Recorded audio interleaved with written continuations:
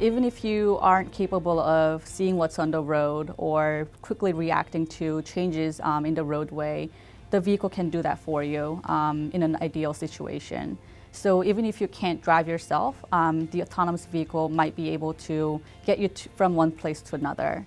So that's definitely a possibility. One challenge is though, you still need to get in the car and get out of the car. And if you're someone who have physical challenges, challenges in getting in and out of the car, getting seated, getting in and out of chairs, if you have those conditions, if you have those challenges, then getting into the autonomous vehicle and out of the autonomous vehicle, getting to where you actually need to go to, into a building, into your home, into certain places, that could still be a challenge. So there's that last few feet, last few yards that you still need to get to, which the autonomous vehicle might not be able to solve for you.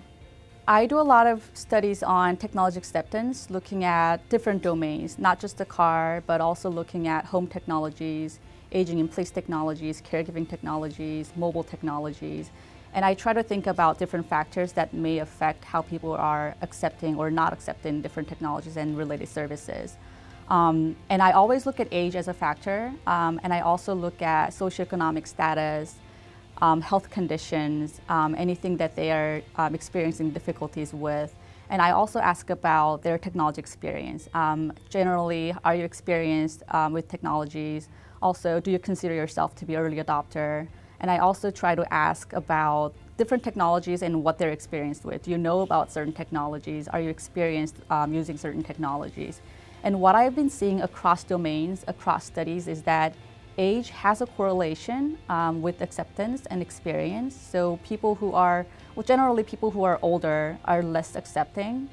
That's what it looks like. But when I compare that correlation with the relationships of past experiences and current experiences, age has a very small effect. So while age looks like a determining factor, it really isn't.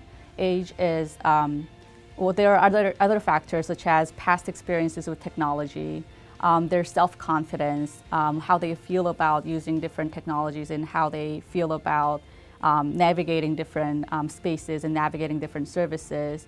And those are certainly associated with age, but they have bigger impacts when it comes to technology acceptance. Another thing that I looked at is looking at health conditions. So I ask about, do you have difficulties doing certain things? Are you diagnosed with certain conditions? And I also compare that with, how do you feel about your health? How do you feel about your cognitive, physical well-being? And what I see is that it's not really the medical, the health conditions, but how they feel about their own well-being, so their perceptions of their health. That's more important, and that's key to understanding how they think about new technologies. With aging of the population globally, and it looks differently in different countries and different cultures, because different cultures have different ideas of how caregiving is done, how families are formed, how different technologies are perceived. For example, robotics, robots are perceived differently in some countries in Asia versus some countries in Europe versus the US. So these are going to come into play as technologies become more available, become more advanced, become more prevalent. So people will have different ideas of how new technology might be able to help them age in place, help them with caregiving, what they're willing to accept and not willing to accept. So the cultural backgrounds, the mental models of related concepts will be very important.